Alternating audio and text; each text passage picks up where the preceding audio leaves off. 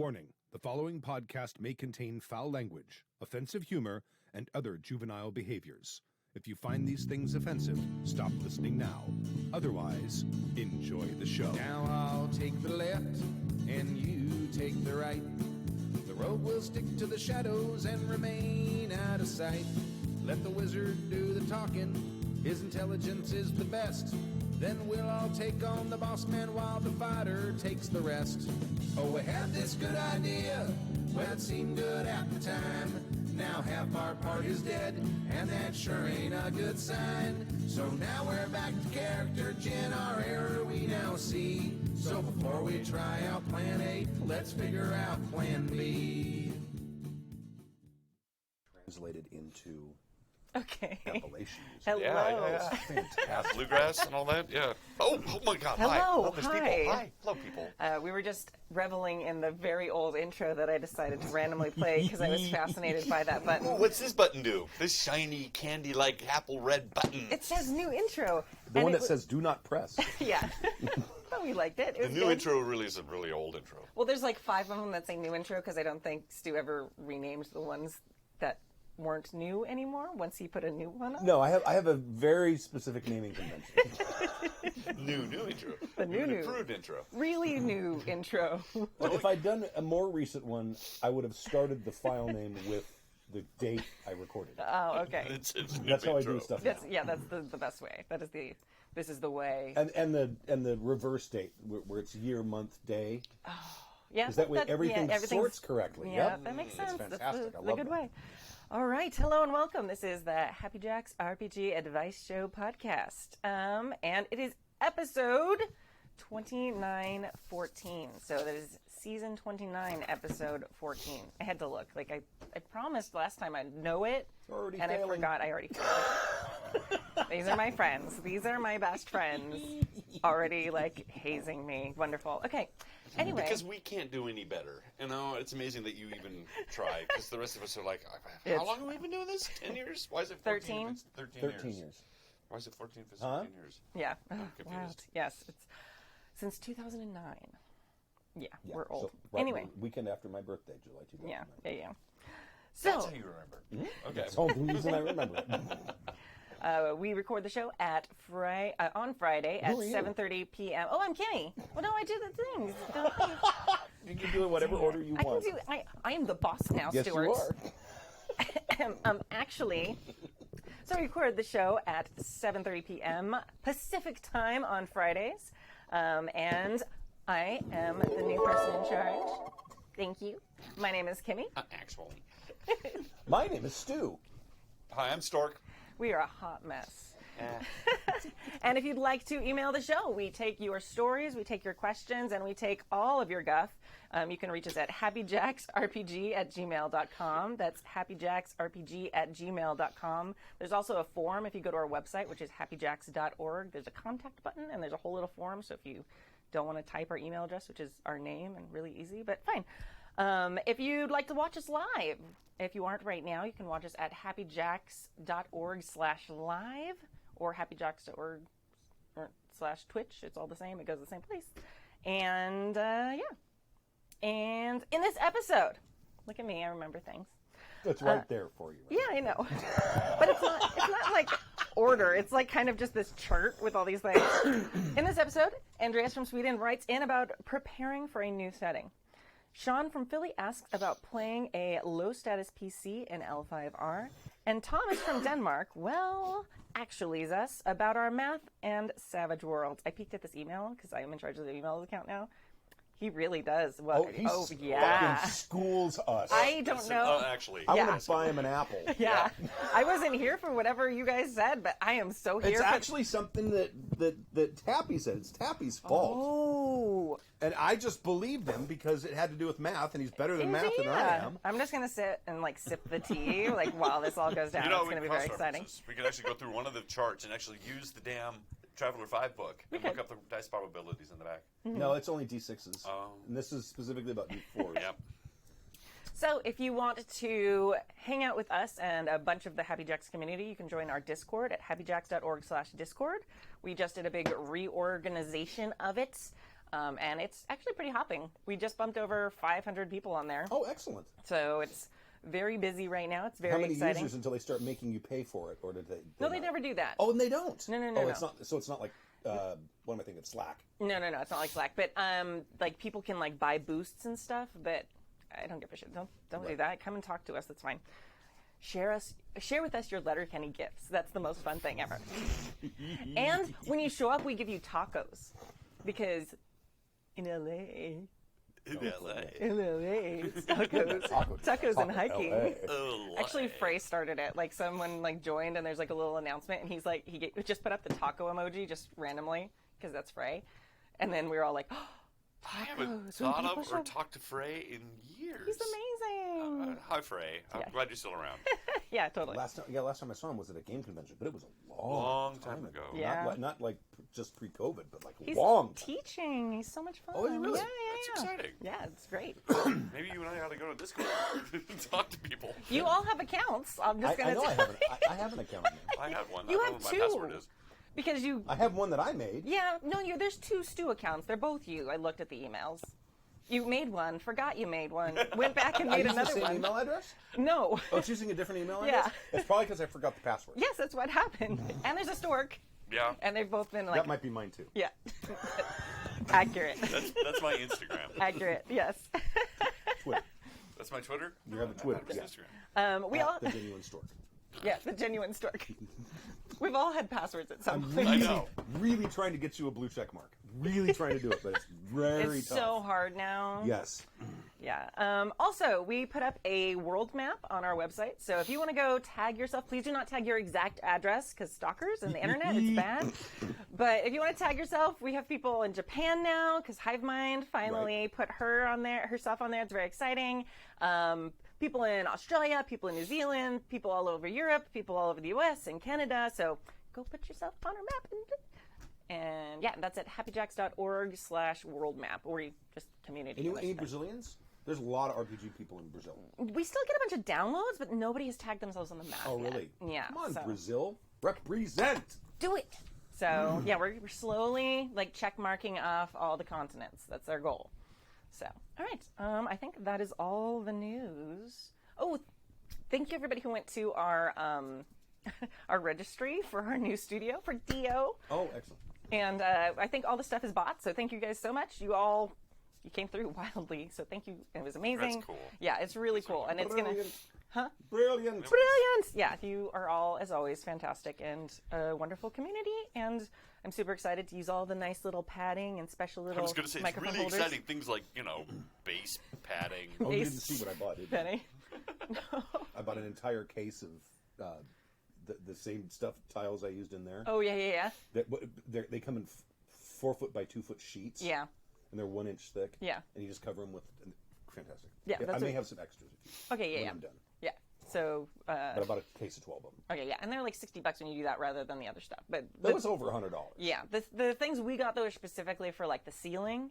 Oh, okay. So that'll keep the bounce off the ceiling and be lighter weight than. Not a lot of people think about the ceiling to floor flutter. Yes. 'Cause it's definitely a thing. Say that 12 times fast. Actually, yeah. So I've been Ceiling doing to lots floor of flutter. reading. Lots of Ceiling reading. to floor flutter. Similar to floor flutter. Because they're usually parallel. Right? Yes. And that's what fucks you up. Yes. Very true. Right. I think that's everything. Yeah. All the news that's fit to print. Yeah. Absolutely. All right. Ooh, reoccurring segments. Oh, no, that you don't need to read that. Okay, we're skipping that. Yeah, that's obsolete. Got it. Well, except that at some point, Except if it's you need, on there. if you need the random generator, that's always a good thing. That's true. All right. First email from Andreas in Sweden. Stork. Hi. Yes, hi. Hi, Stu and the crew. Sorry, I clicked into teacher mode. I'm like, oh, you look like you're not paying attention. I'm going to call on you. Well, I was going to do the Danish one, but it's been a while since we actually had the Scandinavian connection here. don't we? yeah. I only put that together right now. As it's been a while since I last wrote in, I felt like it was time for once again for the Swedish contingent to make itself known. I hope the COVIDs and other mess has calmed down, and we once more get to hear our favorite Friday night show. Aw. On to my questions and comments. Any of you might think that the big and hefty tomes being produced these days in runaway crowdfunding campaigns, they surely are more often than not produced for reading rather than playing. That's a very good point. I'm dead sure myself that this is the case. Short and succinct does not seldom interact with modern setting books. So, Right. how to use these pretty things. I have more than once tried to read a setting book from front to back and just lost interest.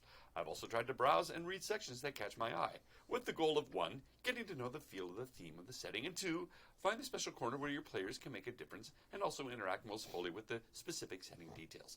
How do you read a big, dense setting book for that new, cool game you want to run/play?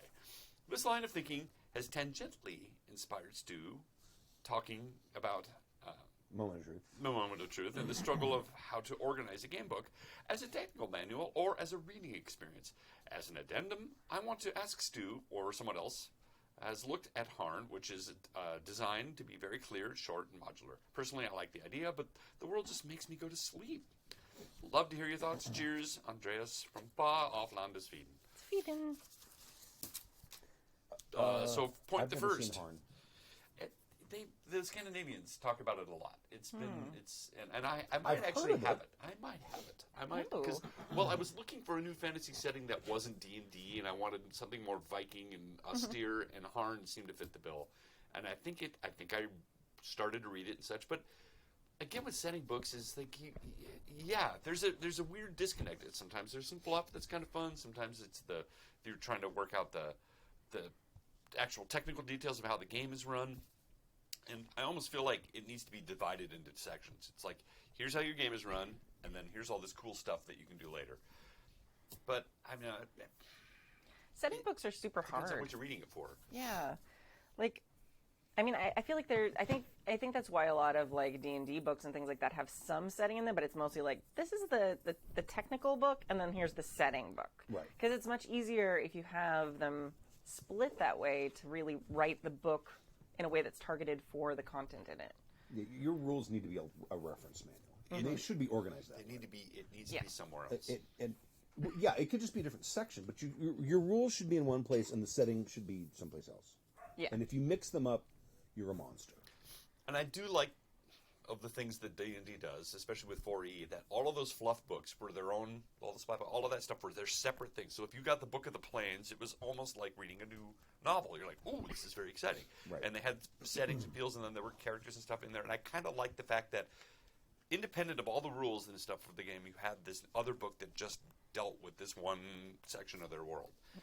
And that makes a lot of sense to me. I think more people should do that, as opposed to Vampire or even Legend of the Five Rings, where everything is all in one giant tome, and you're going back and forth. L5R, when I first read this, came up to me almost immediately, because L5R is one of the few books that I actually did read cover to cover. Yeah. Because we were going to do an AP of it, and it is a fucking beloved game, and it has very rabid fans, so I didn't want to fuck up. Yeah. So I actually read through the whole thing, and that book starts with the creation myth of Rokugan. Yeah. It's like, it is literally like a freaking Bible. And it starts with, here is how the world was created by the gods. And then here's what happened after that. And to me, it was important to read all that stuff. Yeah. Because that really kind of put me in the mindset to be able to run the game effectively. And I don't think I would have had I not. I would have fucked up. What's the name of that author? Is it Michener? Who always did these, like, he would do these novels based on parts of the world, Alaska or whatever. But he would start with, like, the Jurassic period and how the landmass was formed, and then it would go up to the stuff. Yeah, James Michener, I believe. But as far as the strategy to do it, you just got to decide, this is what I'm going to be reading for the next week. And in the bathroom. If you have to, let the book live in the bathroom. If you have to. That used to be that's how Steve Jackson told people to learn GURPS. Take your because back then it was still two books. They were split, but they were small. And it's like take whichever book you're reading, put it in the bathroom, 1 page a trip. And within a year you'll have read the whole thing. Well, actually, not even nearly that much. Probably months. And I'm thinking back now on, like, old school games, Hero, and how they were laid out and organized. And mostly you had rules and stuff, and the fluff really wasn't in there until either the end, or they was clearly delineated in little boxes and stuff. Not like Vampire, where it's all shiny pages and things, and the rules sometimes blend right in with the rest of the text, and so I didn't know what was where or when, and you're constantly... The Onyx Path stuff does a fairly good job of keeping setting and rules separate, but White Wolf does not. I agree. And we bag on them a lot, but it's really such a classic blunder. That second to only, That's someone getting who's involved in a land war in Asia. But I mean, I literally couldn't find things because they blended right in. Like the rules were in a black box, but also some of the text was in a black. And I'm like, well, I know it's near here somewhere, and overlooking it. It's so frustrating. I get it. You spend a lot of time in your world. You're very proud of it. But please, for the love of God, make your rules clear. We can find them. Or do what GURPS did and put out GURPS Lite, and it's just rules. Here they are, and then you can read the rest of the fluff later. Who did World of Darkness? The updated settings. It's not White Wolf? Is it White Wolf or Onyx Path? Bless you. Allergy season is bad. Yeah, sorry. It was White Wolf, I believe, but then they were purchased by another company, a larger company. No, that's Vampire 5th. Oh, is that 5th? Okay. Yeah, this is before that. It was called. They ended up calling it Chronicles of Darkness. Oh yeah. I can't remember who published it. They actually did the same thing where they divided up very nice. And not only that, they put in this 2-page summary somewhere in the front part of the book that is like, here is all of the most commonly used rules on 2 pages. You open the book up and leave it on that.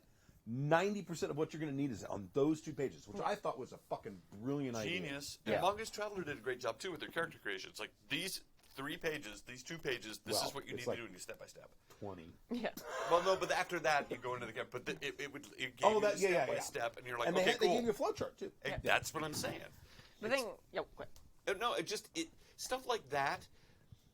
Although it's probably not sexy for a designer, it's like you need to explain your game very clearly because A, people don't have a lot of time, and B, if your game is that awesome, you want people to get hooked on it really quickly. So explain yourself, show it to them, and then they can go for the fluff. If you start mixing it in with the fluff, I'm just going to get distracted and bored, and clearly you're full of yourself because you want to. Well, people fall in love with their creations, yes. and that's what that is. I know. That's really what that is. But what do they say about as writing? Is the hardest thing to learn is kill your children or kill your darlings. Yeah, kill your darlings. It's not what I said for a really long time. Kill your babies, which I was like, sounded awful, and someone was like, "It is awful." It's darlings. And I'm like, much better. That's better. Yeah, I mean, it's still kind of the point, but.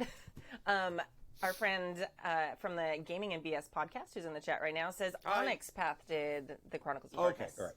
So thank you for clearing So that that makes up. sense because they've always organized their books. They've done a good job, yeah.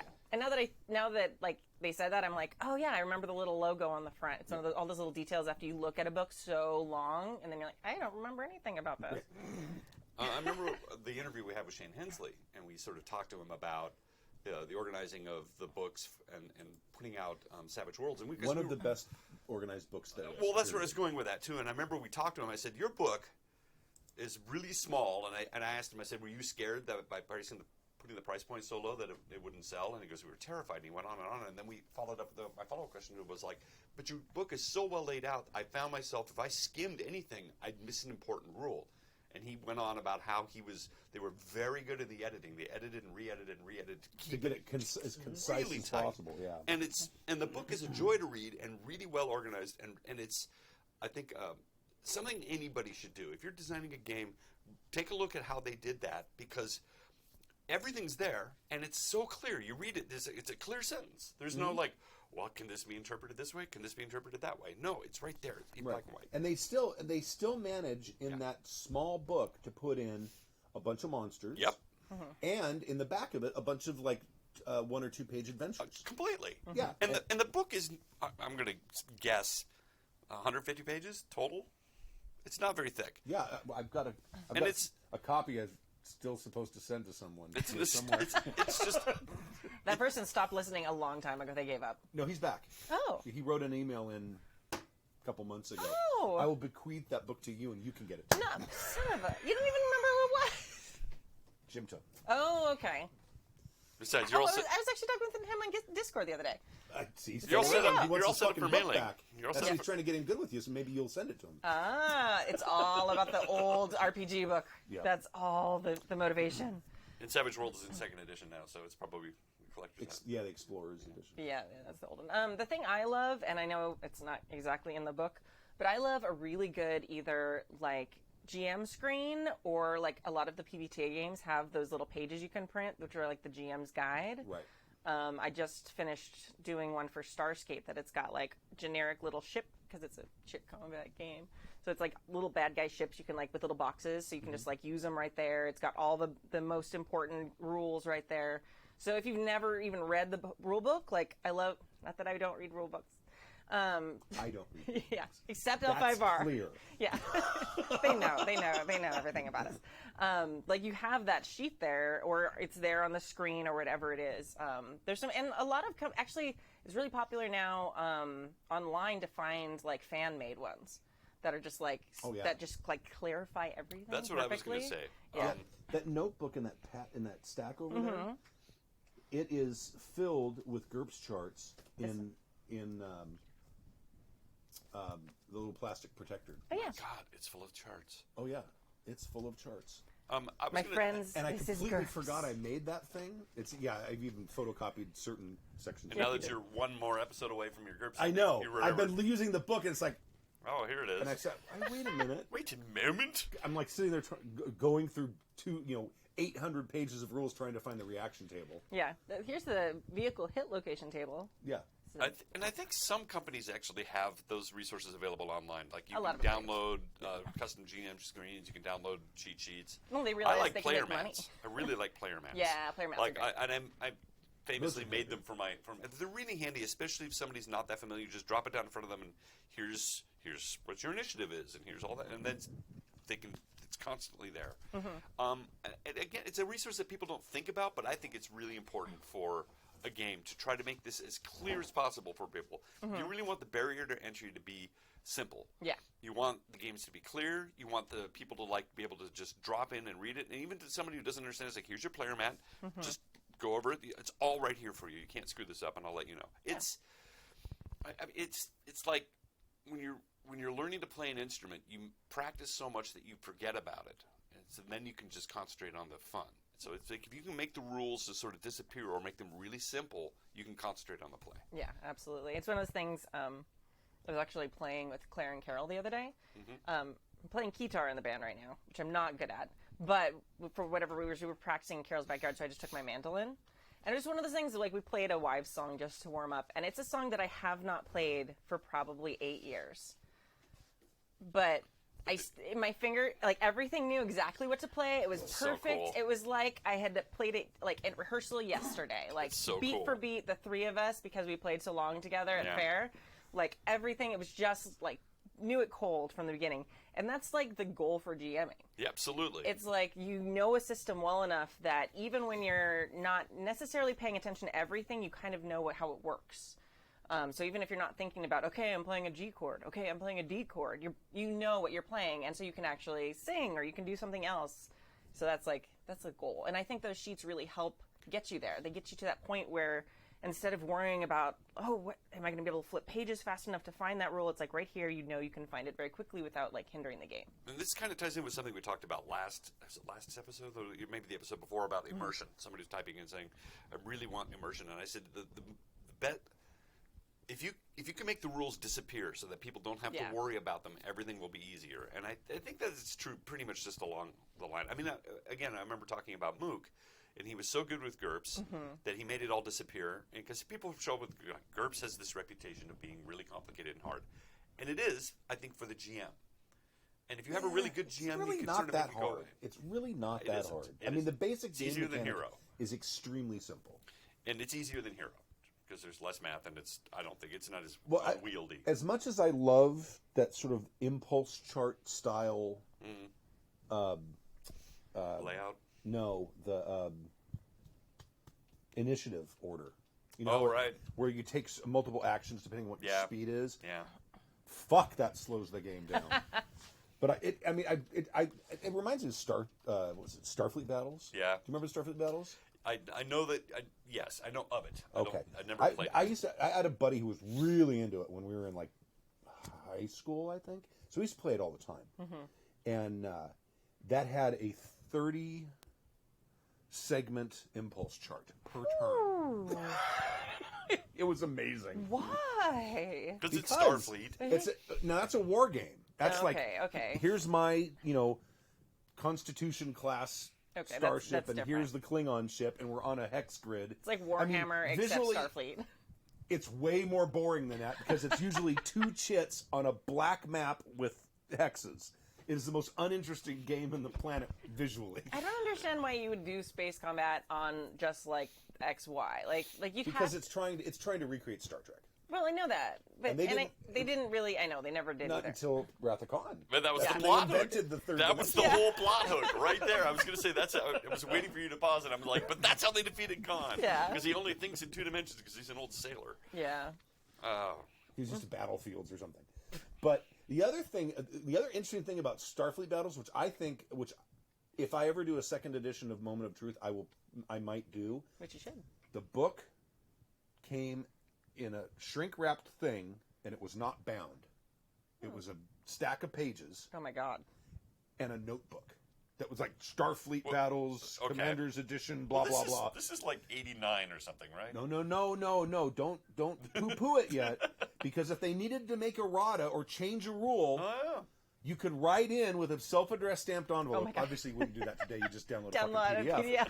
But back then, and they would send you the updated page. You pull the old page out, you put the new page in, you have the exact rules. Okay. It was fucking amazing. That would have saved us a lot of pain and torture when we were playing the Beta L5R. Oh my God. When it was like Right? that bound book, and then we were like also printing off pages and like slipping them in and like trying to It's keep terrible. them.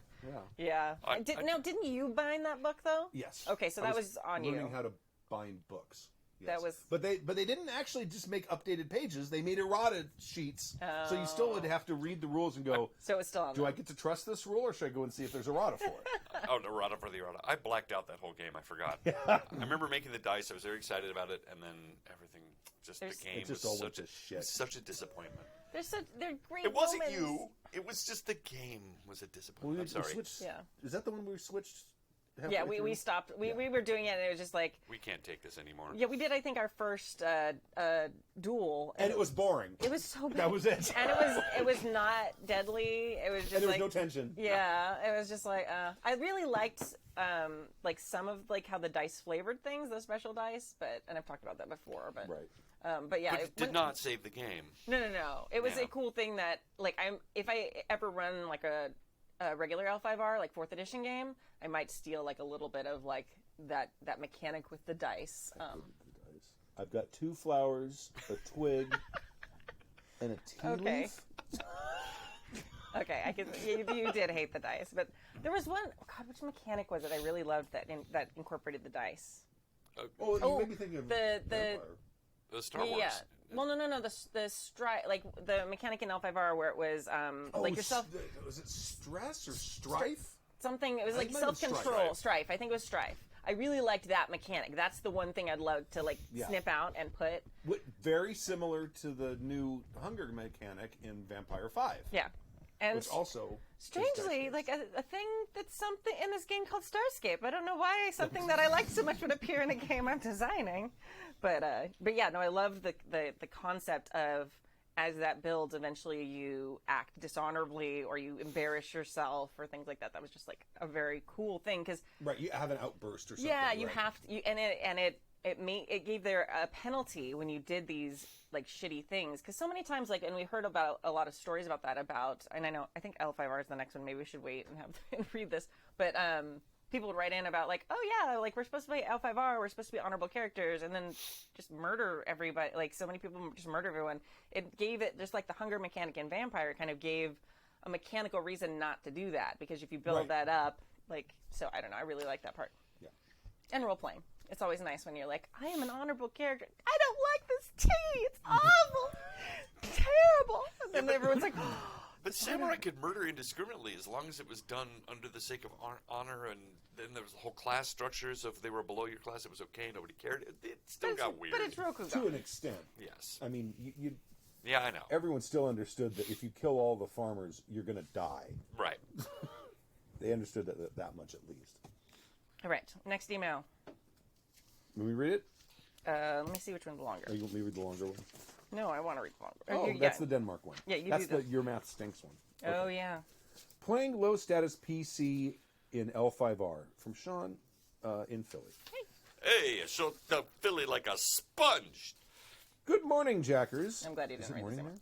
now? And thanks for taking the time to read this. I've been playing tabletop games for a little over a decade, but I am just stepping into Rokugan for the first time. The GM has individual session zeros for all of us to play the game of 20 questions. Oh, that's awesome. Cool.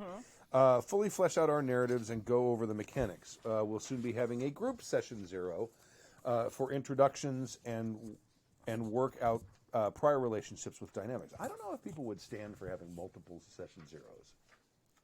I would. But That's something fun. like L5R, because you were building an entire Maybe. rich. Usually players aren't willing to invest that much time. Yeah. One of the sessions is completely dedicated to their character. Okay, that one might be, but then they were, well, let's get on with it. Well, see, no, you do the one that's completely dedicated to them. Then you're like, now come show off what you made to all the rest of the class. And then they want to do their show and tell. I don't know. Players are intrinsically lazy. Otherwise, it'd be GMs. Oh, yes! Shade. Should have been a You can t-shirt. tell I'm on my way out, huh? Should have been a T-shirt. Otherwise, they'd be game designers. To that end, I'm playing the only minor clan character in the party, Badger, but trained at a Hida family school. Badger, mushroom. We've been friends for too long. You didn't even notice. Hida Crab Clan? I'm sorry, we lost you at Badger. I'm going to read back. Is Hida Crab Clan? Yes. Yes. It is. Yes, Okay. it is. All right. We both were crabs in the last campaign, so we know. Okay, all right. I think, It will be an Emerald Magistrate type game, so some of the usual inter-clan politics and status dynamics will be swapped out for that style. I will have the lowest status out of the party and absolutely trust the players' GMs to lean into narrative and storytelling in fun ways. So if you will have any advice for role-playing a lower status character who's been elevated to this magistrate position and given some manner of independent authority, I'd be extremely grateful. Best wishes and many thanks, Sean from Philly. P.S. Drink. I'm Huzzah. out of tea. P.P.S. Just want to take the opportunity to shout out to my GM running the game. We've been playing together for years, so he knew exactly what type of character I'd want to play and went above and beyond to buy the supplemental source book for the game to allow that. Thanks, Eddie. Yay, Eddie. Good on you, Eddie. Good job. Those books aren't cheap either. Oh no, they are premium role playing game products, and they are priced that way. Yep. But they're so beautiful. They are. They're fantastic. Well, 4th edition. Okay. 5th edition is Fifth edition pretty is too. beautiful. It's just. I mean, we don't. Well, we don't know what the final game ended up being. I've heard mixed. Kind of rage quit, yeah. But they are stunning. The artwork is lovely, like beautiful. My first thought on this is I think the typical way to play that kind of a character is like that character's from a minor clan is now being put into a very influential position, and it's an opportunity to go from a minor clan to a major clan. So the weight of your people is on your shoulders the entire time, and you should play it that way. Yeah. Because everyone is counting on you. Your daimyo is counting on you. Your daimyo's daimyo is counting on you. Your family is counting on you. Everyone, the guy, even the Hida master from the school where you were trained, is like, and if they're crab, they're gonna kick your ass if you fuck yeah, up. they will. Because if you're elevated, it makes them all look good as well. Right. So, I mean, they have Look a lot what we invested. did with this minor clan. Yeah. Well, and it's like a once in a multi-generation chance. Like no one in your family line will probably ever have an opportunity Right. like this again. So it's not like, hey, if you fuck up, like your grandkid might get a chance at it. It's like, no, forever. Yeah. Yeah. It's huge And amount if- of weight yeah, on your right, shoulders. right. And if you screw up, that might end it for the rest of the clan too. So Yeah. there's that. The other thing I was thinking was that you are still so stuck on being lower class that you like find yourself acquiescing to higher classes before you remember Like, oh yeah, yes, sir. I mean, no, we're equals now, and that you are, as a role-playing choice, you have a hard time trying to remember that you are. Status is lower, though. Yeah, you Status still is still are. lower. Status is still lower. Yeah, that's true. You are merely a badger. Yeah. Now Eli played a character like this in our L5R game, and he's talking about that. So it's lots of showing deference and being polite. Like, manners are going to be incredibly important for your character if you want them to succeed. Right.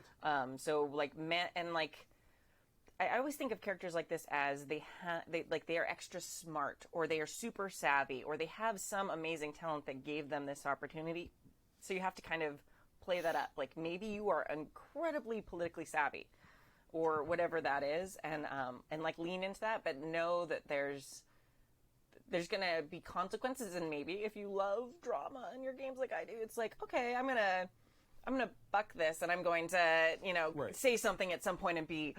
If you get all your strife, like, oh, that's a great moment for your character. It could also be an opportunity to play like a big fish in a small pond sort of story, because you could, I don't know what your background of your character is, but if a character's like the eldest son of the daimyo or something, which is the reason that you got sent to go do this rather than someone else who might be more capable. Yes. You get to go do it, but you are you've lived the lap of luxury, at least as much as the minor clan's going to offer. And you're going to come into the situation where now you're dealing with all the big boys, all the big major clans. And it's like, but you still think you're like, the big fish in the small pond. And you realize, oh, there's an ocean out here. Fuck. It's kind of like getting a scholarship to Yale or something. You're from the Ozarks or the Appalachian Valley or whatever, and you're super smart or whatever, and ace the test, and you get a scholarship to Yale, and you go there, and you're like, and you're amongst all of the smartest people from all over the country. All over the world. Yeah, and you're like, oh my. Yeah. And in role-playing choices, you can find yourself really bored with all of the pomp and circumstance and everything, and you're gaming and drinking with the servants, and people find you there, and oh my gosh, what a scandal that could be. Oh, yeah. Because you find them to be more interesting and closer to what you did. Accessible. There you go. Relatable, yes, right. Exactly. I think also having that starry-eyed, like, country bumpkin in the city is also a good take at it. Oh, Like, the country mouse. Yeah, totally. That's a great way to do it, too. Oh, yes, the greatest house that I've lived in. Oh, that's an amazing house. Yes. That's a house? Yeah. That's not a castle? That's not, yeah. People bring me hot water for my bath. I don't want to do it myself. What? Yes. And then you bow to the servant. I'm sorry, and that sort of thing. And so you're trying really hard to do a good job, but you don't know how everything is. Everything's overwhelming. That's a super fun take on it too. And it's a great opportunity to do stuff that's going to complicate your life. Oh yeah, and the players as well. Right. Say the wrong thing, do the wrong thing. Like you see some guy picking weeds or something like that, and you think he insults you, so you go cut his head off, and you find out, oh, that's the gardener for the freaking daimyo of the Crane clan. Yeah. Who's been The trained bonsai for master, generations yeah. as masters, gardeners or something. You know what I mean? It's like, oops. You could fuck up so much shit, and it would be awesome. Yeah, it's so good. You could also play it off as arrogant too. It's like, clearly you are the greatest because you've got elevated. You're used to being the big fish in a small pond, and now you haven't quite realized that you are now a small fish in a big pond, and so you swagger through and say all the wrong things and do all the wrong things and complicate everybody's lives. So there's a bunch of ways you can play. You can even do all of this all at once. You can still be the country bumpkin, but you have that confidence in the skills that you have. I know some secret sword stuff, and get you and the rest of your companions in trouble by overestimating your place in the school, or falling in love with a high-ranking son or daughter of a big clan daimyo, and that's your goal, and striving to get them to notice you and to prove yourself worthy of that marriage. Yeah, that's a good one. Yeah, that's so that's good.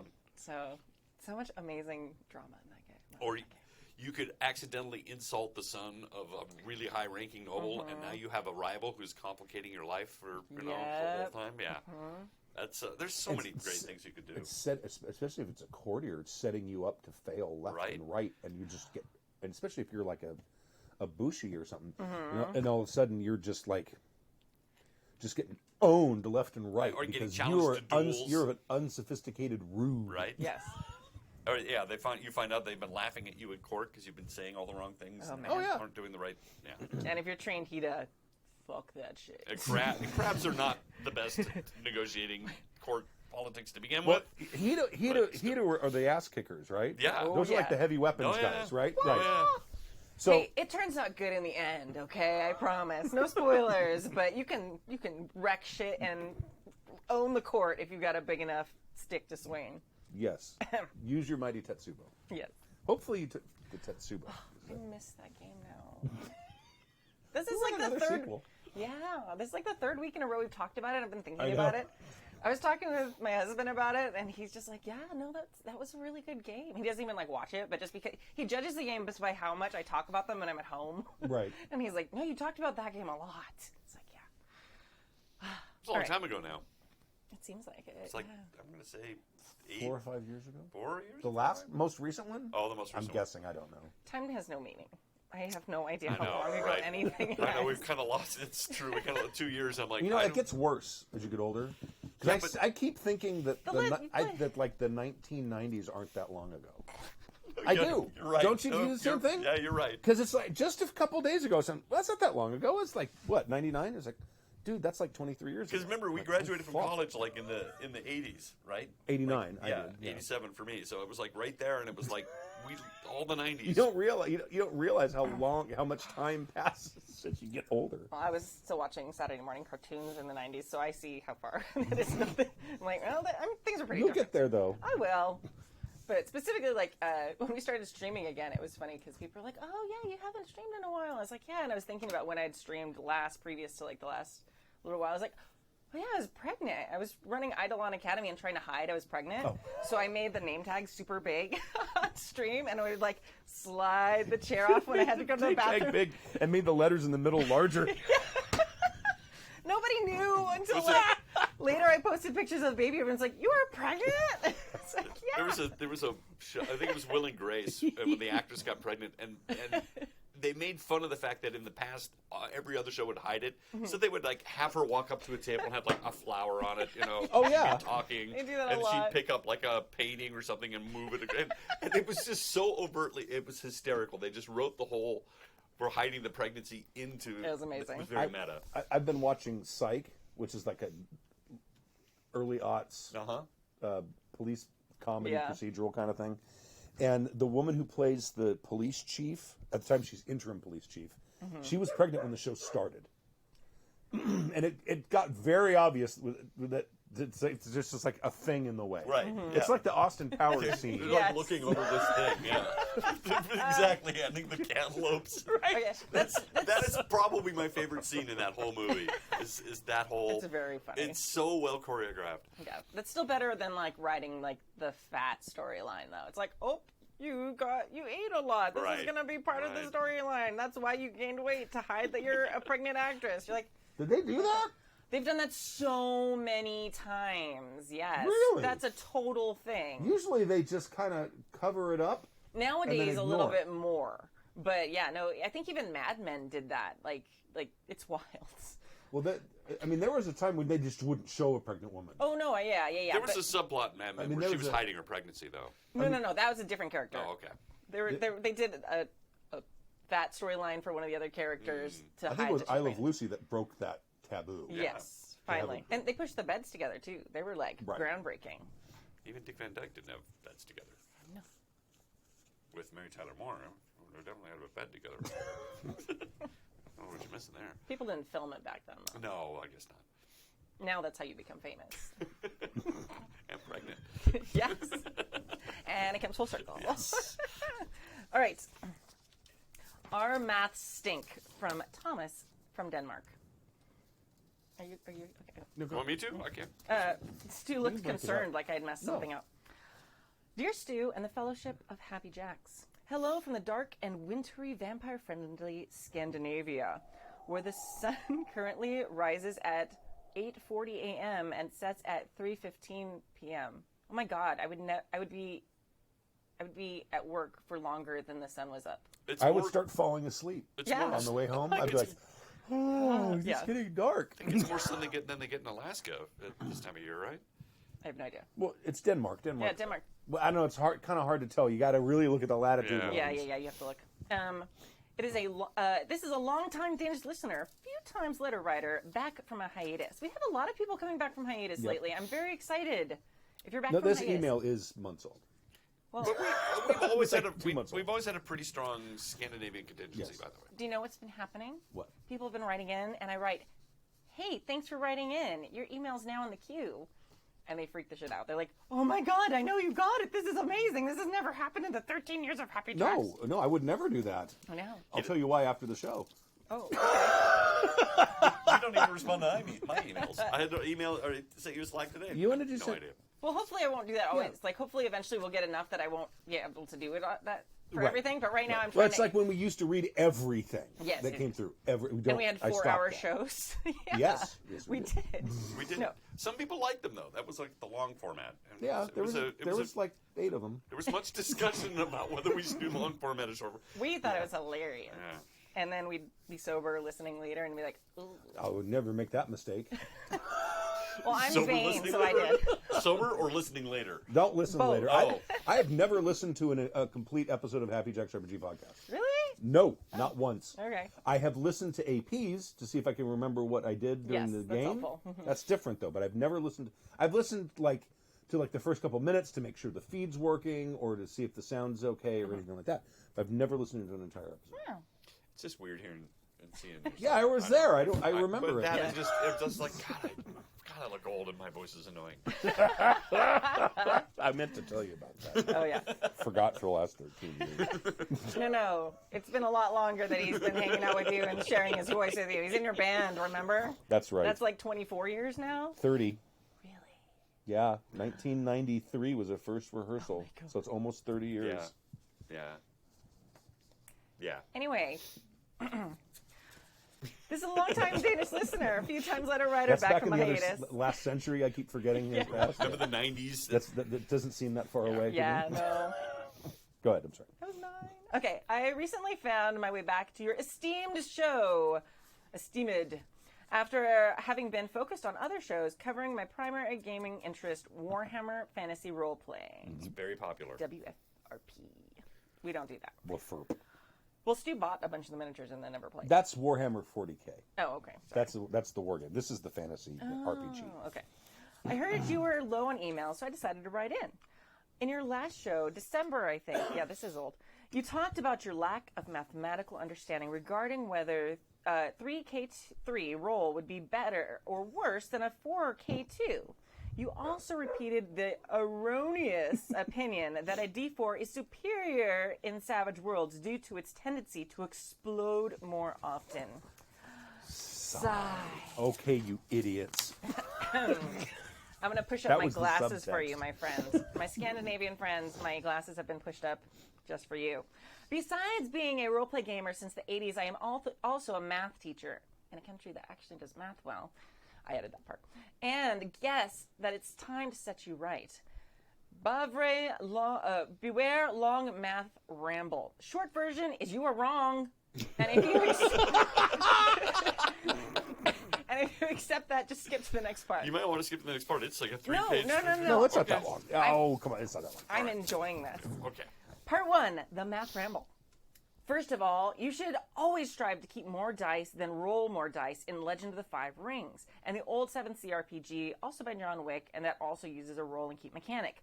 Against a target number of 15, a 4K2 has a 62% chance of success, and a 3K3, 66% chance. So not much of a difference in any practical sense, but raise the target number to 20, and the 4K2 has a 29% chance of success versus 37% of a 3-keep-3. Yeah, that's 3-keep-3. See, that kind of answers my question, but but those are close. Right? Yeah, but there's 4 still- keep 2 and 3 keep 3. Those are numerically those are kind of close as far as how many dice you're rolling.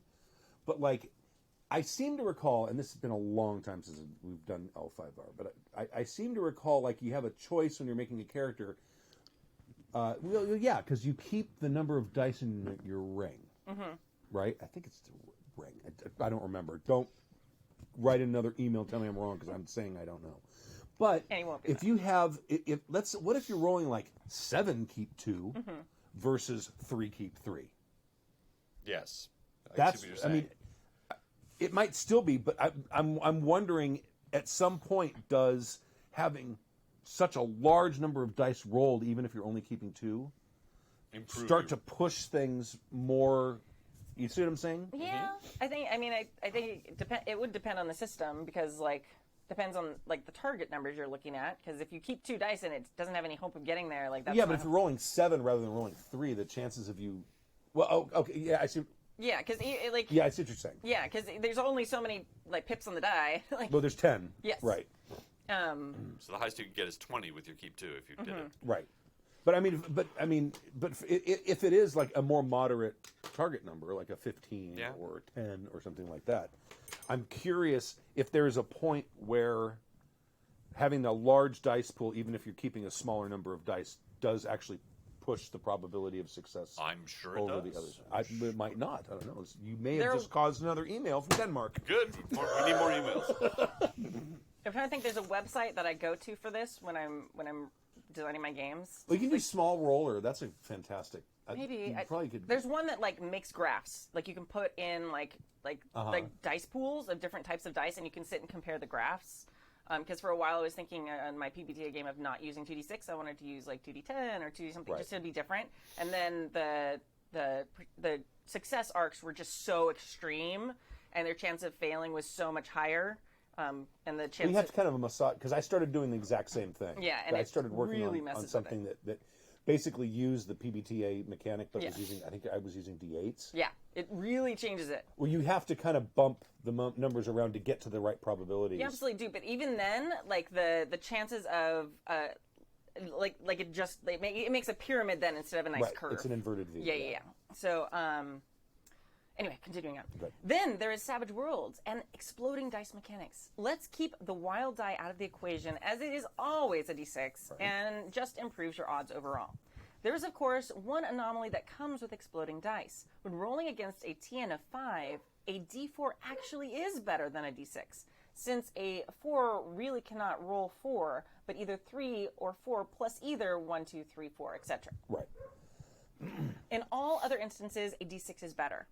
And the odds just improve the higher dice you roll.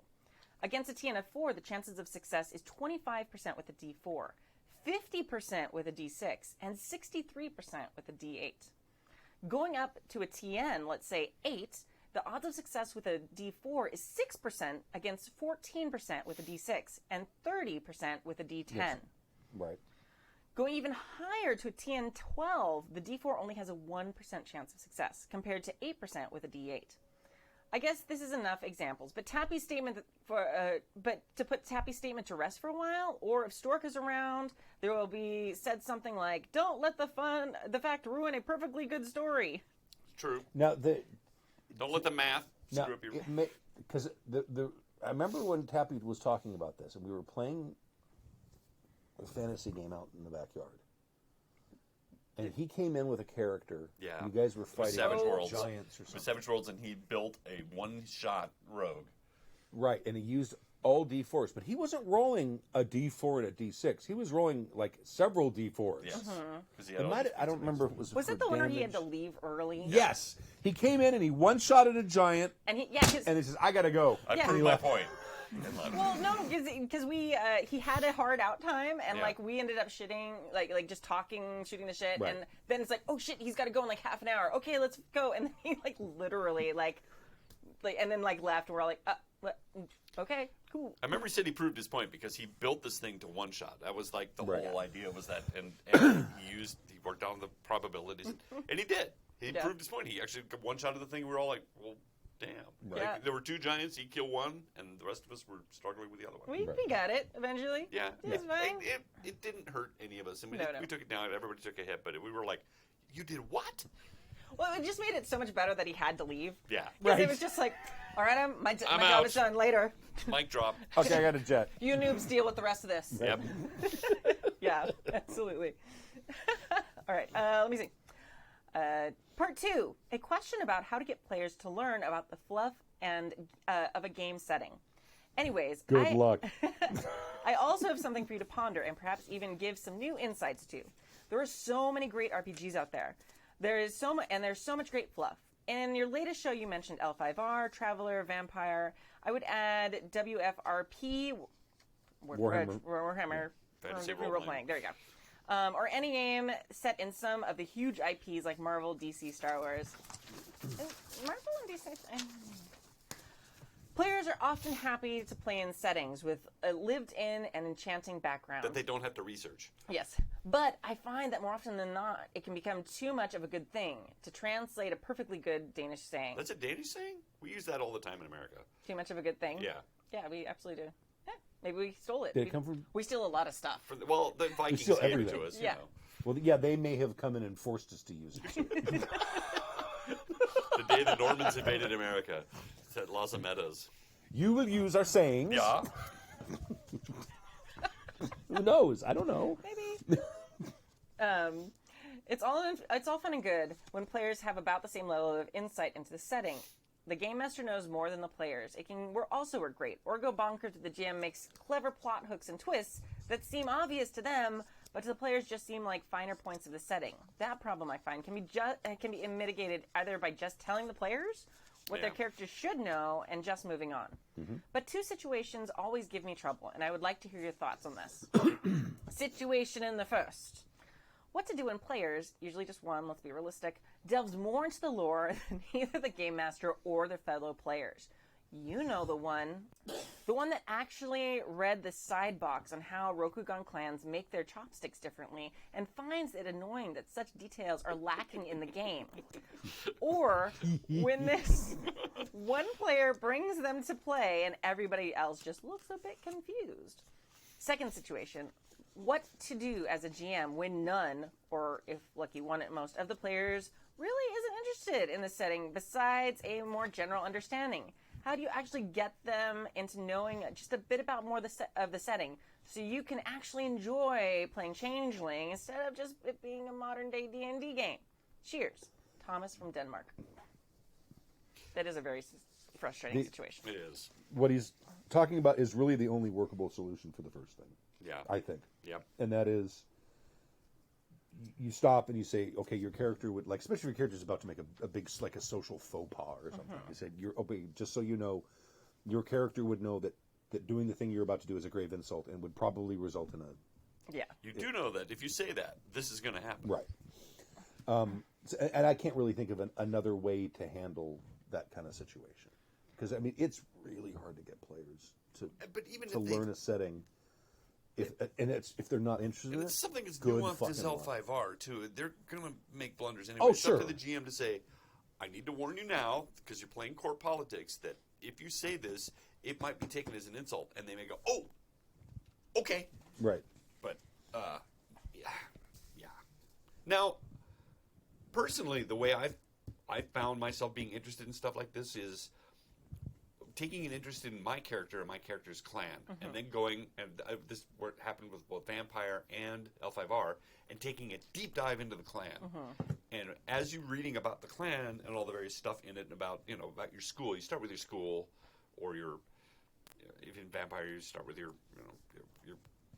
clan, and then you find the little offshoots and all that. I found myself going down the rabbit hole of finding out all this stuff about my clans, and eventually learned history of Rokugan because of it. Yeah.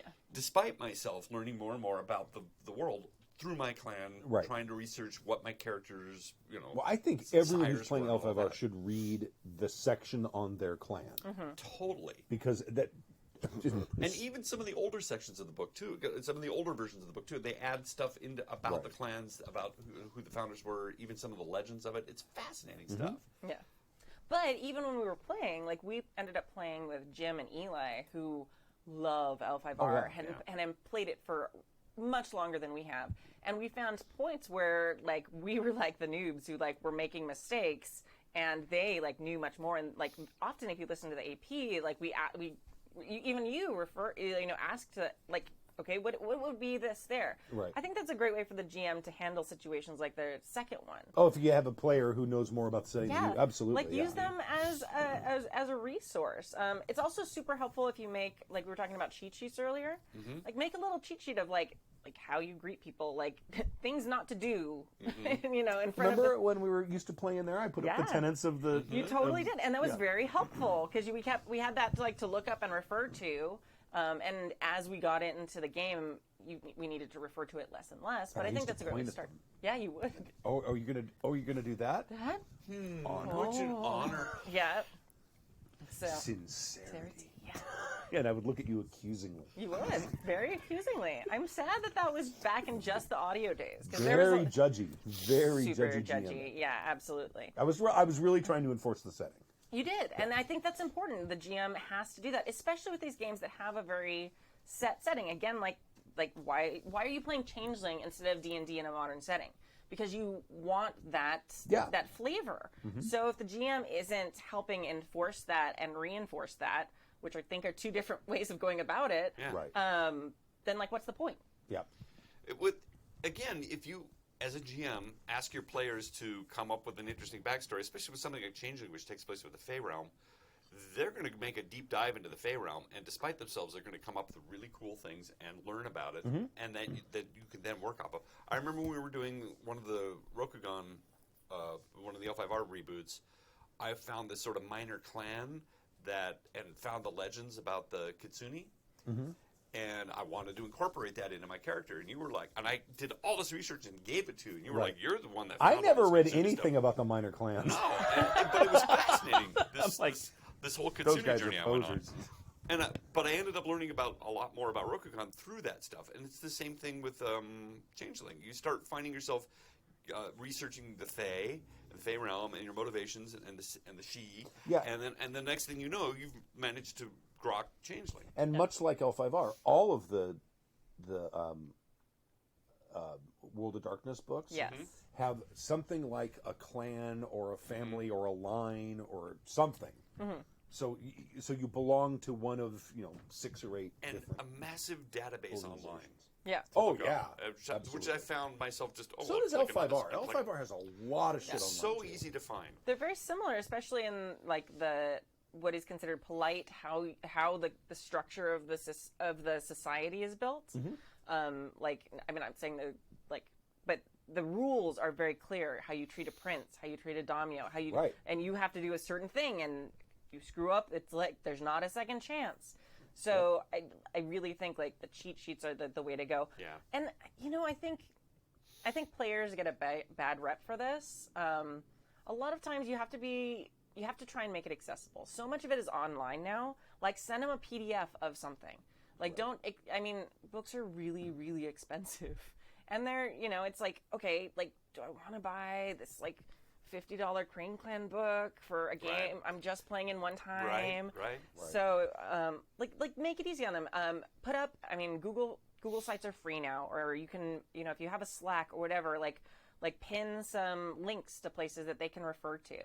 Mm-hmm. There's so many different ways you can do it. Make a Google slide that has, here are all these links. So if you're even at the table, if they don't know what to do, they can click on that and it takes them to a PDF of how to behave in court and things like that. So they have something to reference. It's not ideal to have them on their devices at the table, but having that scaffolding for them also helps. Mm-hmm. Or if you're hey, you're going into court, let's take a break for 10 minutes. This is the second link on that page. Let's go get beers and come back. And then it gives them a couple minutes. You can go to the bathroom and make up what you're going to do next as a GM. All that. There's another thing that sort of occurred to me too, because it's happened to me as a player, which is, especially if you're playing a brand new system, you're still a little timid. And so you want to play something comfortable. I'm just going to have a fighter that hits things. Mm-hmm. Because you're still trying to grok the mechanics, and you're overwhelmed. It's like looking for the fire hose. What's all this stuff coming at me? So you're trying to keep it really simple.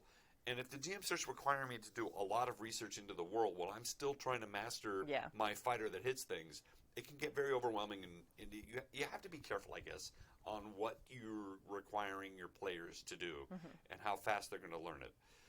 It would be great if they showed up and had read all the books, but that's never going to happen. And it might happen eventually, and it might happen slowly, but you need to have patience.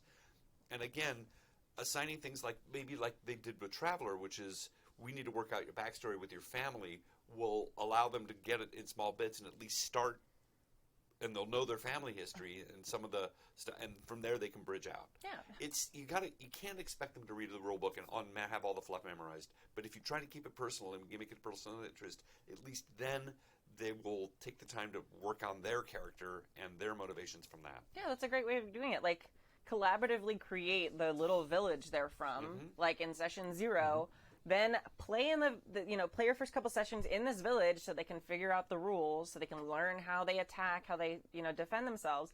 Then, okay, you're going to the big city now. This is Mitsubishi Toshi. This is totally different. And then they can be, like we were talking about a minute ago, the country mice. Right. Their characters wouldn't know where anything is, so it makes sense. It's okay for them not to, so that they don't know. But by that time, they've practiced. They've got everything down, so they're not sitting there, like, looking up rules every time they play. They probably also would know the basic social conventions of it. They would know, it makes sense. And it's a little hard on the GM because the GM really wants to do a really complicated story with a lot of court intrigue and everything. But if this is a player's first time, sometimes the GM has to take a step back and go, there's a lot here. We need to break it into small chunks. I think a great lesson I learned from you is when we were running GURPS, which is to not use all of the rules all at once. Oh, fuck no. So you start out small, right, and you work your way into the fact that all of these rules will eventually come into play, but don't worry about it yet. Right. And I think that that's a wise thing. It's not that you are breaking the game. You're just trying to break it into small, digestible chunks so that you're not overwhelming your players and having them get overwhelmed and lose interest. Because that's what will happen. It's like, this game's too complicated. I don't want to play anymore. Right. Yeah. Oh, yeah. If you go in like with the full rules set or even, at the beginning of a game. Or even the fluff, even the background. This rule's too... It's too much reading. Sorry, I wanted to clarify. Keep going. No, that's it. I was just adding on what you said. I keep bringing. That's you? Okay. Sorry. I don't know. That's all the people who follow us on Twitch. They just are all starting to stream. All starting to stream again. All right. I think, is that all? That's it. All right. Well, thank you for joining us for season 29, episode 14. I think I've decided, by the way, like in the new takeover in the new studio, we're going to start with season 30. Oh. So we'll cut this one a little short, but then we can be like, hey, season 30. That's okay, because not all the seasons have the... I know, there's no consistency. Which I thought they did, but they didn't. No, they've never... I went back and like... No. There's only like 10 episodes in of one, the first season. And then this last one's like 30, and then... Some of them went longer, yeah. Yeah, no, so it doesn't really matter. But I just figured it's like a clean starting point. Yeah. 30 is a good number. I like it. So 29, episode 14 of Happy Jack's RP Advice Show podcast or something. My name is Kimmy. Stu. Stork.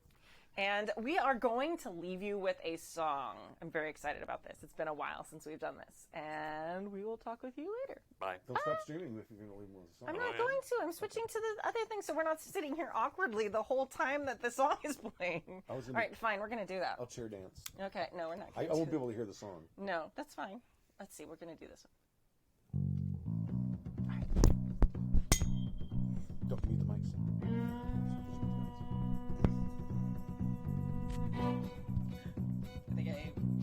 I think now we have to sit here awkward. Come listen, my friends, I've a true tale to tell of a night at the